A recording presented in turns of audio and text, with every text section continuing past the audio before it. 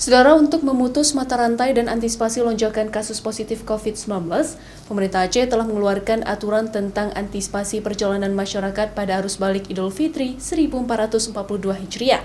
Siapapun yang akan memasuki perbatasan Aceh wajib menunjukkan surat swab antigen kepada petugas. Aturan tersebut berlaku mulai 18 hingga 24 Mei mendatang. Seiring berakhirnya larangan mudik pada tanggal 17 Mei, pemerintah Aceh kembali mengeluarkan surat edaran terkait aturan tentang antisipasi perjalanan masyarakat pada arus balik Idul Fitri 1442 Hijriah untuk memutus mata rantai dan antisipasi lonjakan kasus COVID-19 di Aceh.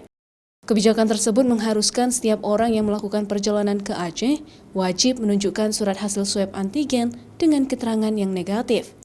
Dirlantas Polda Aceh Kombes Pol Diki Sondani menyebutkan semua kendaraan yang masuk ke Aceh melalui 4 pintu perbatasan Aceh dan Sumatera Utara, yaitu Aceh Tamiang, Aceh Tenggara, Aceh Singkil, dan juga Kota Subuh Salam, akan diperiksa oleh petugas selama 24 jam.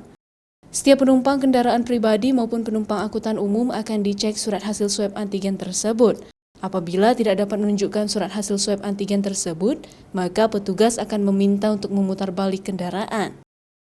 Sesuai dengan surat edaran dari Gubernur Aceh mengatakan bahwa setiap orang yang membawa kendaraan apabila memasuki wilayah Aceh yang berada di 4 perbatasan di wilayah Sumatera Utara, yaitu Kabupaten Aceh Tamiang, Aceh Tenggara, Subuh Salam, dan Singkil, wajib membawa surat hasil swab antigen, yang mana surat itu mengatakan orang tersebut adalah negatif, dan artinya dia tidak terkena wabah COVID-19 ini.